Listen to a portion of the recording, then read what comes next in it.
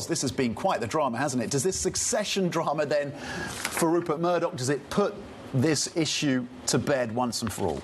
Yeah, well, by and large, it does. As you say, this was going on for some years, real-life succession drama. But what we have now is a case where the other three kids, Prudence, Elisabeth and James, no longer, have those voting rights as part of the family trust. So they don't have that interest in the company. They're basically being given $1 billion each to walk away.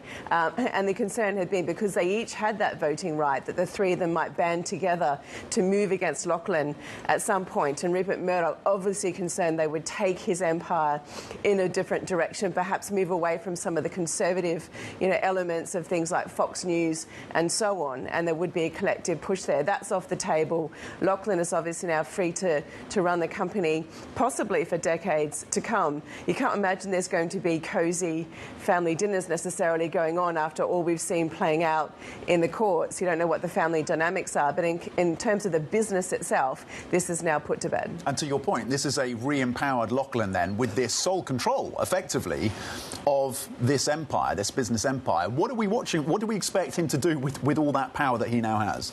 Well, certainly, like many companies, News Corp, Fox are adapting to a fast-changing media landscape. But he has put in a new streaming service at Fox recently, sports, media, entertainment.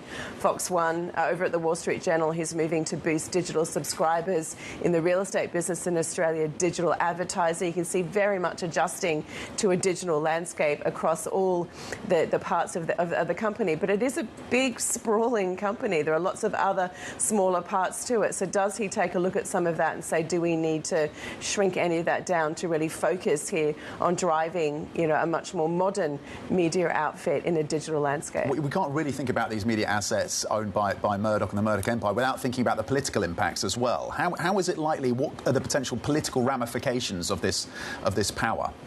Well, particularly in the US, obviously, where Fox is a juggernaut and has had a boost with Donald Trump being back in the White House and back in the limelight, and their ratings have gone up as a result. However, even that is a fragmenting landscape. You have Donald Trump inviting all kinds of influencers, podcasters into the White House, getting press passes, massive followers, and he's talking to them very directly. He's also had some falling out with individual Fox anchors, and so it's not all sunshine and roses there either. I mean, obviously, Fox is the biggest player in this space. This removes the prospect of Fox, moving away from its conservative roots, and that had been, again, Rupert Murdoch's concern. But even there, you're going to have a shifting landscape where how do you counter all these rising individuals who are being just as popular?